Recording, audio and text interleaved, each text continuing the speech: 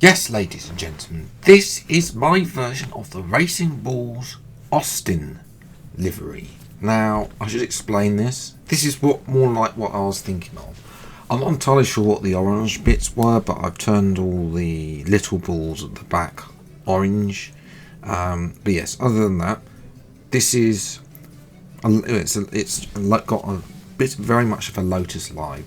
Chrome gold, by the way, is the bull. I should point that out. Yes, I actually like it. I think the orange isn't that great, to be honest. But to be honest, it does complement the gold, in my opinion. But let me know what you think in the comments below. Is this better than what that Racing Bulls delivered in real life? Is this what more you were expecting from that livery as well? I'm open to suggestions if you want me to have another go at this, whether you've got any ideas, and I'll have a look and see what I can do with them as well. Obviously, I've gone as much as possible to try and match the original in terms of sponsors, etc, etc, the gold logos on the side of the car as well. But yes, fantasy liveries, I should point out, they are back.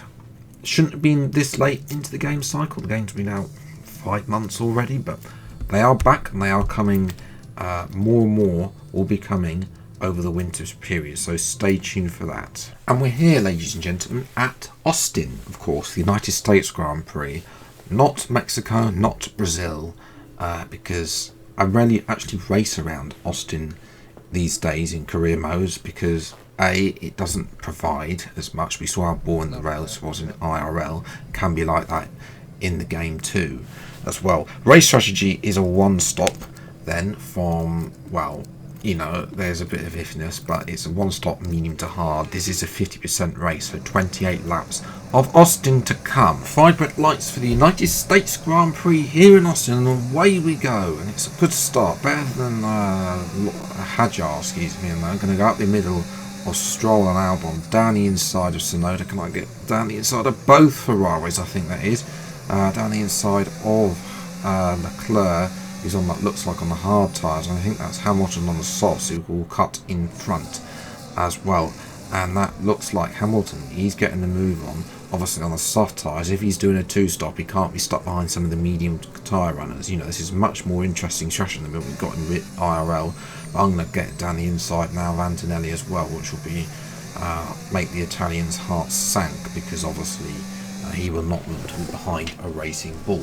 Meanwhile, Max Verstappen there, we're having a look at there, he's trying to have a look. That's not Verstappen, that's actually Tsunoda, I think, actually. And actual fact, Tsunoda is going slowly, and that is Tsunoda. Yep, there's the engine failure. Rumoured, of course, of taking that second seat. Discussions delaying them to after Qatar, I think, as well as Antonelli having to go there, but not really able to get past, and Hamilton has sort of run away. But that's the top 5. I think that's led by his teammate George Russell by the looks of things, and Antonelli's still not able to get the move done. And that is Russell, though, coming under pressure then from Lando Norris in the Red Bull. Looks like Verstappen's having to go at Piastri behind too as well, and Norris, just like it is yesterday, takes the lead then, and a commanding probably will go on to win the race by 32 seconds if it's anything like yesterday. Meanwhile, my teammate Isaac Hadjar not having such a great race, and he's stuck behind one of the Williamses as well, down at the bottom end of the order as well. Hadjar's AI, by the way, you know, yes, he's not had some great races recently, but nevertheless, it should be, his AI should be able to do a lot better as well. Again, defending from Antonelli as we watch Leclerc having to go round the outside here of Fernando Alonso. Alonso on the softs, it has that crossover period between the soft and potentially medium come, and potentially helping Leclerc on the hards. Well, look, it's not going to help Leclerc anymore, because, ladies and gentlemen, Leclerc is out of the race with a typical Ferrari engine failure as well. So that was on lap 6. Alonso having a go at Antonelli. This could be crucial. Watch the gap there as well. It's 6 tenths. It's going to grow to 8 tenths there. And Antonelli is briefly out of DRS, but look at this through this section. It's not even the first part. It's the second half to this S section. I lose half a second to the AI, and this isn't something that's like a recent thing as well. This is something that's been added. But then look at this turn here. This is an F125 thing. Look at the traction I'm able to get out of slow speed corners. That is definitely something there. 3/10 gain back. That's like Anthony having to go down the inside at turn 1.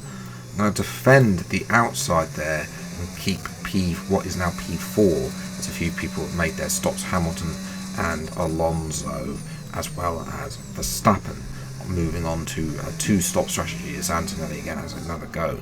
There is Verstappen stuck behind one of the Williams cars. There's an Alpine in there, sorry, a Dustbin, excuse me, as it's more commonly known as, bearing in mind how far they were behind in yesterday's Mexican Grand Prix as well. Up at the front, that is Russell and Piastri having a go for P2, but the Australian is unable to get in front.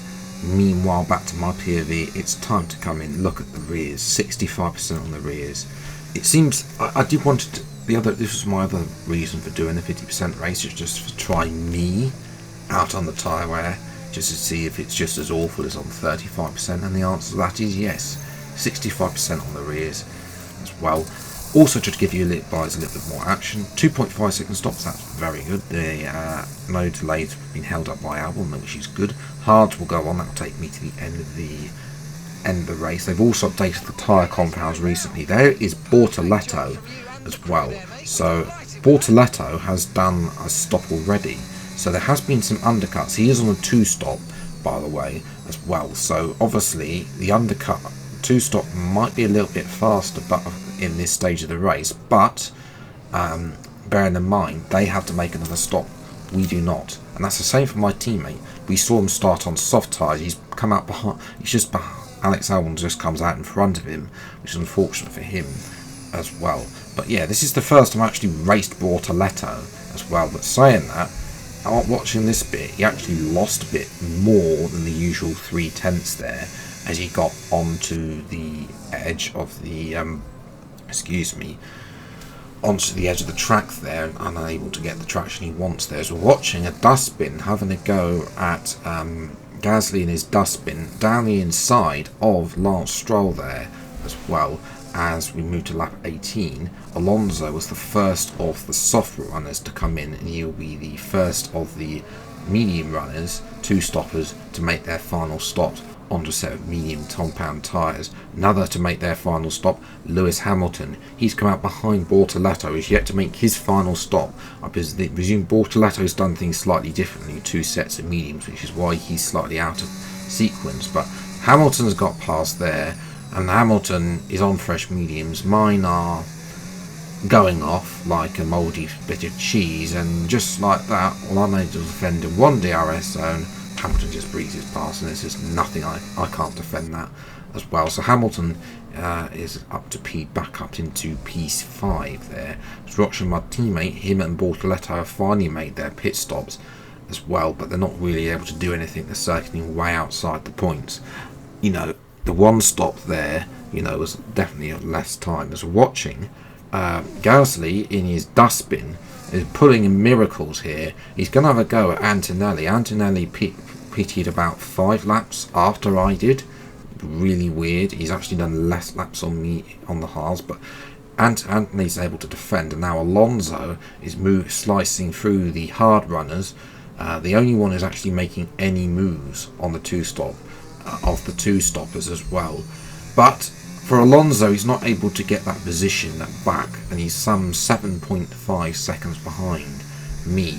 As I come through the final corner then, it's P6 in the Racing Bull, and I don't think that's too bad a result in what potentially is the second slowest car on the grid after the Sauber as well. So I'll definitely take that, as Gabriel Bortoleto gets driver of the day. He did come back through the field, and him and Hajar actually did make some overtakes at the end of the race to keep those positions alive. But that, ladies and gentlemen, is where I'm going to leave it for today's video. As I say, I forgot to mention about the bits on the halo. I'm sure you've noticed. I'm sure there's probably going to be some comments about the white splotches on the halo. Yep, that will be fixed before this mod gets published, so that's why you're probably not going to see it published just yet. I need to take some time to go and fix those, which I'll try and have a look at and see what's causing that. It's usually because there's overlapping logos, which isn't very annoying. It's not just a 3D thing. Also, slight apologies, this video is slightly delayed. It's supposed to come that Friday, but my house was being painted and the fumes were just not going to, you'd trust me, I could not record a video as well, plus with all the wind blowing through to try and get rid of the smell of constant paint, meant that it was just making an absolute racket as well. So apologies about that. Career mode, by the way, will be out this Friday, so make sure you stay tuned for that. But that's where I'm going to leave it today. Hope you have enjoyed. If you did, leave a like, subscribe to the channel. You see plenty more F125 fancy livery videos until then, as when they come out, excuse me. Until the next video then, ours next time. Take care, enjoy your day, and goodbye.